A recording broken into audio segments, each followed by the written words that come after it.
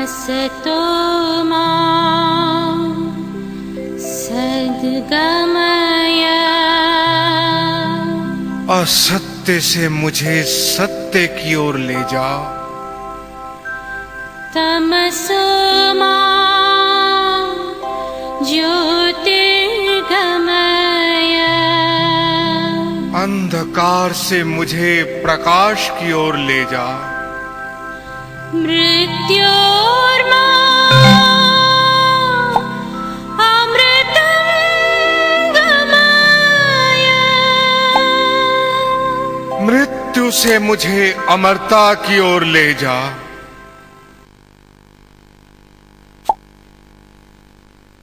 नमस्कार, सभी दर्शकों का ज्योतिष और मोक्ष कार्यक्रम में स्वागत है। हमारे साथ हैं आध्यात्मिक मार्गदर्शक श्री भरत उपमन्यु। भरत जी, आज हम आपसे जानना चाहेंगे कि मानव जीवन का वास्तविक उद्देश्य क्या है। आपके प्रश्न में एक साथ 3 चीजें हैं। मानव जीवन, जीवन का उद्देश्य और मानव जीवन की परिणति। मानव जीवन को पूर्णतया समझना और ईश्वर को प्राप्त करना एक ही है।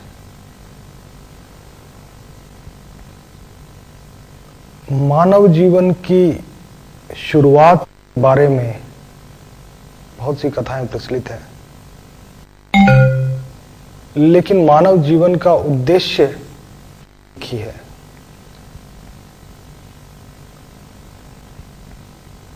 पौराणिक कथाओं के हिसाब से ये माना जाता है कि एक अनादि अनंत परमेश्वर 3 रूपों में व्याप्त है, 3 गुणों में व्याप्त है, जिसे ब्रह्मा, विष्णु और महेश कहा जाता है। ईश्वर ब्रह्मा रूप में जीवन का, सृष्टि का सृजन करता है, विष्णु में उसका पालन करता है और महाकाल में उसका संहार करता है।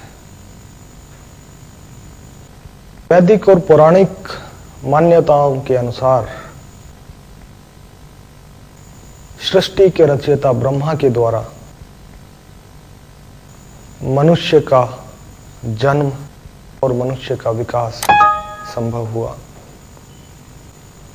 वेद, शास्त्र, पुराण यही कहते रहे हैं कि मानव जीवन अति दुर्लभ है।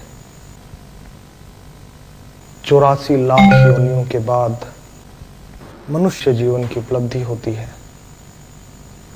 और इस अति दुर्लभ जीवन का यदि सदुपयोग नहीं किया गया तो हमें फिर दुर्गम यात्राएं भुगतनी पड़ेगी, फिर जन्म मृत्यु के चक्र में बंधना पड़ेगा। तो मानव जीवन एक अत्यंत अमूल्य उपहार ईश्वर की तरफ से हमें मिला है। मानव जीवन के लिए देवता भी लालायित रहते हैं। इसलिए मानव जीवन की प्रशंसा जितनी की जाए उतनी ही कम है। भारतवर्ष में जन्म होना, मोक्ष प्रदायिनी गंगा के देश में जन्म होना, इससे बड़ा ईश्वर का वरदान और कुछ नहीं हो सकता। वैदिक परंपराओं में, उपनिषदों में और गीता में ये बार बार कहा कि जीव यानी हम और परमात्मा अभिन्न है, एक ही है। इसी एकता को प्राप्त करने का नाम मनुष्य जीवन है और मनुष्य जीवन में इस एकता को प्राप्त कर लेना ही चाहिए। मानव जीवन में ईश्वर की कृपा के अनेकों उदाहरण सृष्टि के आदि से लेकर आज तक पाए जाते हैं। उद्देश्यपूर्ण जीवन अगर बन जाए तो कहना ही क्या है। अजामिल जैसे व्यक्ति ने पाप में निरुद्देश्य जीवन जीकर भी जीवन के अंतिम काल में परमात्मा को प्राप्त कर लिया था। परमात्मा के नाम का आधार लेकर यदि मानव जीवन जिया जाए तो मानव जीवन की श्रेष्ठतम उपलब्धि कही जा सकती है। मानव जीवन में योगिक प्रक्रियाएं या वैदिक जीवन क्रिया आज के युग में संभव नहीं है।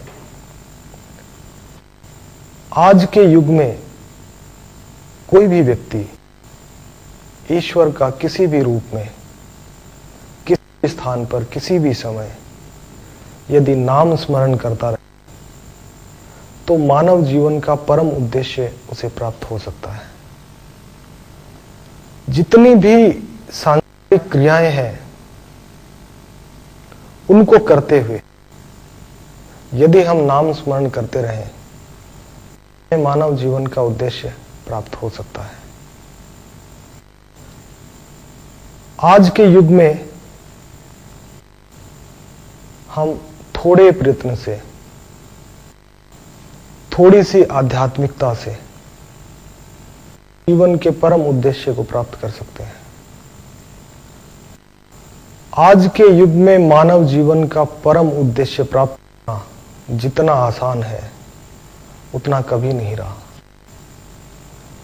इस घोर भौतिकवाद में, इस घोर भौतिकवाद, भोगवाद, उपभोगवाद से भरे जीवन में यदि हम थोड़ा समय ईश्वर के प्रति समर्पित कर पाए,